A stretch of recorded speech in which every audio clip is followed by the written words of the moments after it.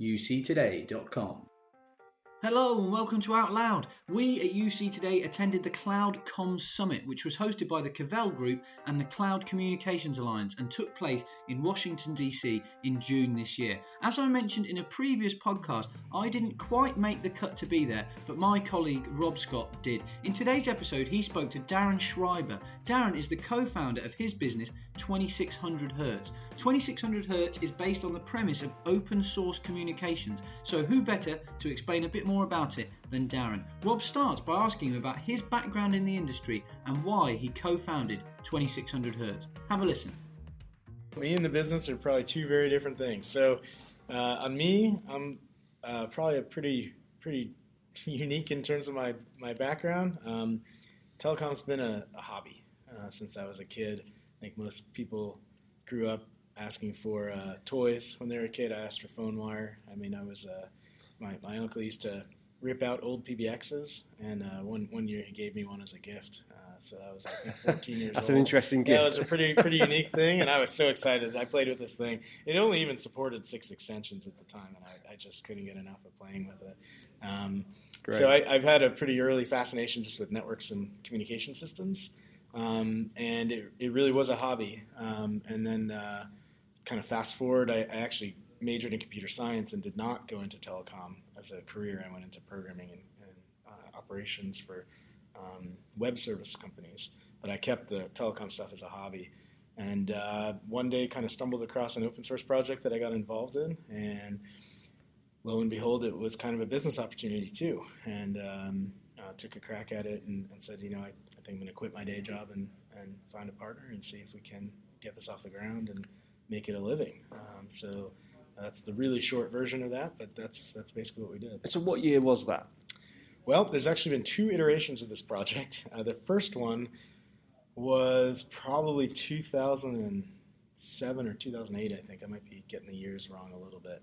And we had created a product that we were trying to use another open source project called FreeSwitch, and we were trying to build a user interface for FreeSwitch.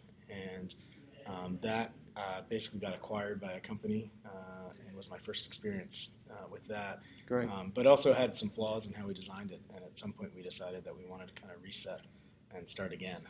So we took some of the founders of that project and decided to quit our day jobs and work out of my apartment in my living room, as 2600Hz and start over. Yeah, so 2600Hz was born, and it's got an interest. I had to Google 2600Hz. I was like, what does that mean? You're showing you're younger than the audience you're targeting. Yeah, so it's defined as, I think, AT&T as a steady signal to mark currently unused long-distance telephone lines, according to Google. Correct. Good job.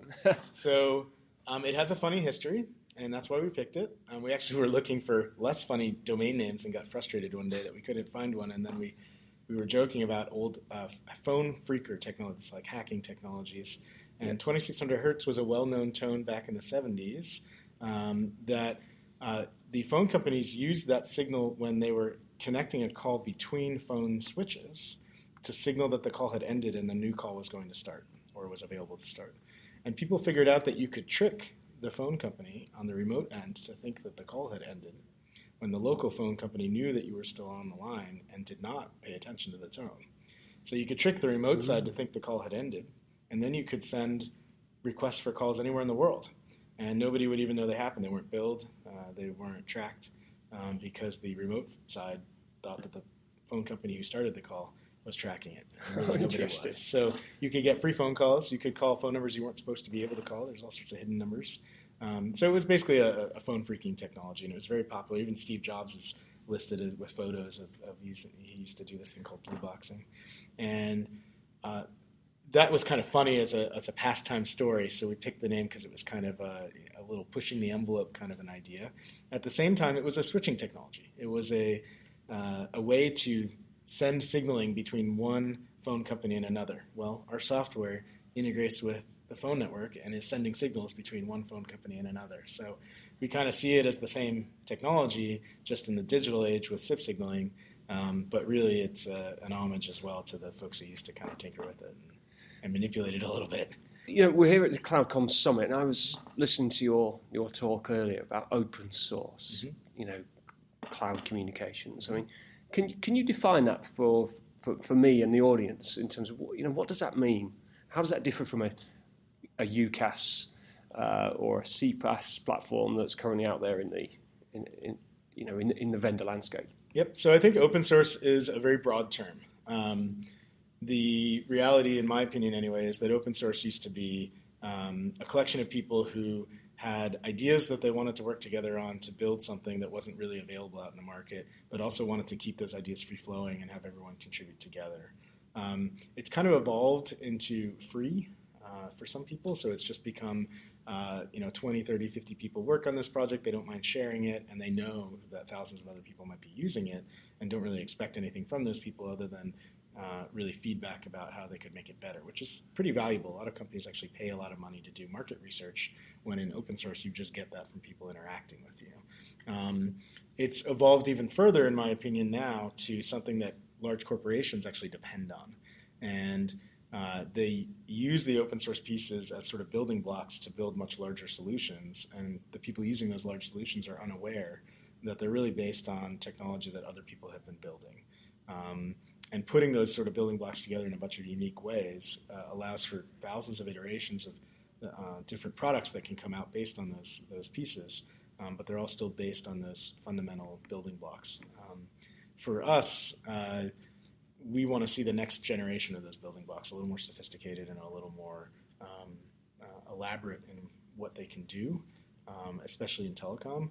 And the real thing that's amazing to me with open source and communication systems is, up until the 80s and the 90s, unlike some industries where you could go to the library and get a book and learn how these things worked, the core switching systems that were used in all over the world, really, they were all secret. So most of that information wasn't available. So you'd have to really, really dig to find out how all these systems worked, because for security and other reasons, those documents were not published.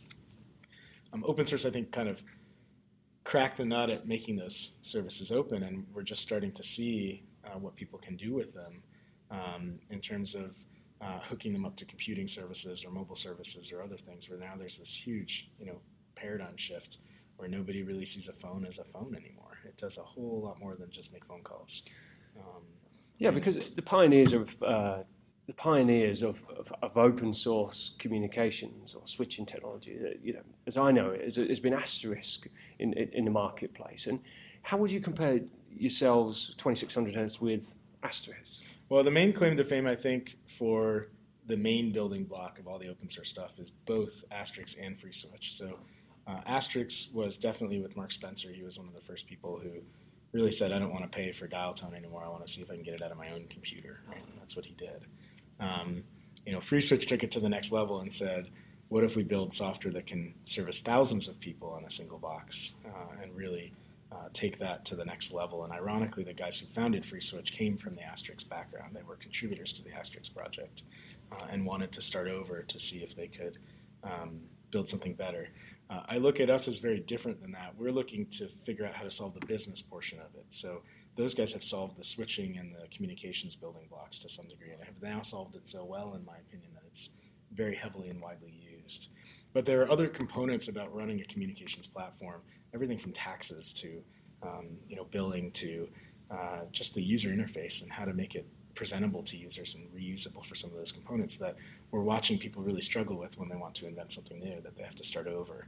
And there's really no base platform that you can download that gives you like a communications platform in a box that comes with all of those different pieces. Like a suite of applications, Correct. For example. And the bar, in order to get started in the communication space, requires you to have all of those, not just one or two of them, right? Nobody will buy the service from you if it doesn't have 10 base components. You simply can't compete. Right. So our theory was, okay, is there a way to make this a solution package that's more scalable and has these building blocks, but also can be built upon with a lot less effort? And that's kind of the idea behind the platform that we built. That's a little complicated. That's a really good point, though, and a great comparison, actually, because in terms of your success in the marketplace, I mean, how have you commercialized the business, and who do you work with within the marketplace, and how do you work with them? So we probably were a little too utopian when we started. We said, if everyone who had a phone paid us 5 cents a month, we would be able to make a ton of money. Well, if the price is free with an optional 5 cents, guess what they don't pay. So if there's no incentive, we've learned, unfortunately, that a lot of people just don't, which is okay. It's just natural. So what we did is we said, well, we don't want to go the traditional route either, which is to charge for everything and have nickel and dime for each little feature and stuff that doesn't even really cost money. They charge for it anyway just because they can. So we were trying to find some happy medium.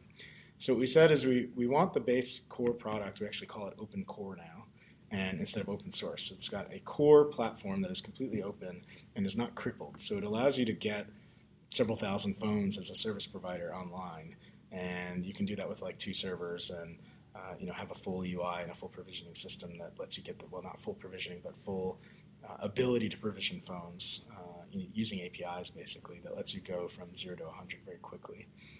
That part we give away for free and will continue giving away for free probably forever. It's the pieces on top of that where the market already dictates that there's a cost to them, that we said, okay, we don't need to go to 0 with every cost that's out there. Let's just pick a few markets where there is a kind of an expected charge, and we will put tools in that space that we think people use, and we'll charge something much less for them, but at least that provides a revenue stream for us. So things like contact center and call center are still valued highly as something people are willing to pay for. Oh, absolutely, yeah. Even things like branding and white labeling are things that we actually include that for free, but most people can't use it without a nice tool on top to manage it. So we charge for that as well. And then the other big thing we charge for is support and hosting services. So we actually will host your servers if you want us to. We'll do the support and maintenance and the 24/7 monitoring service, all the stuff that goes to how do I make sure that 365 days a year my service is working. There's a lot of companies who aren't equipped to do that, and there's a lot of companies who don't want to bother doing that anymore either. So we charge for those services, and collectively those few things allow us to have a business model where we can sustain the project while still giving the majority of the pieces away for free. I was going to say that, so that makes a lot of sense now. So if you want to be a service provider, but you want to innovate and you want to differentiate, 2600 Hertz sounds like an ideal platform because you've got kind of that CPaaS and UCaaS correct kind of layer in the stack. The same system, exactly. Yeah. And that's what's funny for us is when we started the company, there was no term CPaaS, there was no term UCaaS. Yeah. It didn't exist. And so we don't say that to brag or something. We just wanted APIs on everything because we wanted to automate everything. So everything we did had an API, but the actual product we were building was really a UC solution.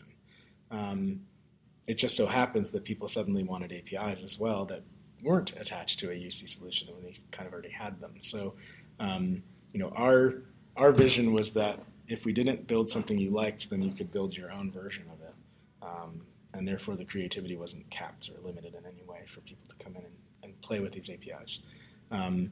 The market itself ended up shifting there, and we can kind of thank Twilio for that to some degree, frankly, because they made people aware that there were more possibilities on what they could program out in the universe, right? Or we can thank Cisco for that because they spent gazillion dollars on these beautiful setups for video conferencing and whatnot that were too expensive for most people, but got people thinking, gee, remote workplace doesn't have to be so challenging if these communication systems are a little bit better. You can communicate with your peers a little bit better even if they're halfway around the world. So we've kind of got this weird shift happening right now where lots of people are trying to figure out how to maintain a remote workspace for employees or have people distributed around the world, while they're also trying to figure out how to hook up their business systems to their communication systems. And that, to me, encompasses CPaaS on the business systems and UCaaS on the collaboration systems. And I think both those markets are kind of coming together. And yeah, I think we have a good platform for people to build what they want on top of that to achieve that. Yeah, so you've just mentioned those things are coming together. I mean, that's an interesting conclusion to our discussion today. But where do you see the market going? What trends do you see over the next kind of 12 months, 2 years? Well, we've seen providers acknowledge the combination of CPaaS and UCaaS by the fact that they're acquiring whatever they don't have. So, Vonage acquiring Nextflow, they didn't have a CPaaS solution that they could pitch that was easy. They had a business solution, a phone system solution, a UCaaS system, whatever you want to call it. We've seen several other acquisitions like that, which is kind of an acknowledgement that, okay, everyone sees this as a likely outcome. The flip side is, I think people are going to kind of not focus on the phone service component anymore, but expect it to still be there. I think they're going to focus much more on how does this communication system help my business. And that's definitely heavier on what currently is being termed as the CPaaS solution. But I think any CPaaS platform that doesn't have the ability to also do the basics will be seen as obsolete by the customer. So in other words, I may buy a point of sale terminal for my business, restaurants or whatever, but I'm going to take the advice of that vendor on which phone system to buy so that they hook up together, right? So that's going to flip all sorts of stuff on its head in terms of how you used to buy these systems and how you used to integrate with them. So the phone systems that can do the most integrations but are still a phone system are going to gain, in my opinion, the most traction because the sales cycles and all the ways that these systems get installed and managed is going to change dramatically because they're going to be linked to so many other things, and those are going to be the important things. But you're also never going to have a restaurant that doesn't have a phone. How they place their orders for food and stuff, they're still used to doing that and talking to their manager. How does a staff member call in and say, I'm sick or stuck on the train? That's still more natural. You can do it through text message maybe, but people will still want that option. How do you take orders from people who are still used to calling and ordering by phone? I myself am addicted to these online ordering services, but once in a while I call and I'm like, hey, where's this order? I've been waiting 2 hours. So the volume of usage might go down, but you're not going to abandon the technology. You're just going to expect it to be part of your other technologies that you use. Interesting. All part of a CPaaS suite, yep, as opposed to a UCaaS. Yep, that's right. Yeah, so I like that. That. Shop it differently. That's really interesting insights. Well, thank you for coming on to the podcast today. Thank you for having me. This has been fantastic. Wow, I still can't get over the fact that Darren got a PBX system as a present when he was a small child, and more shockingly, he seemed really pleased with it. I think at that age, I probably just wanted Pokemon cards. It was a really fascinating listen though, so massive thanks to Darren and to 2600Hz for coming onto the podcast and chatting with Rob at the Cloud Comms event. That's it for today's episode. If you liked it, even though I wasn't conducting the interview, please leave a rating, leave a review and subscribe, as it really helps us improve the pods. Thanks for listening.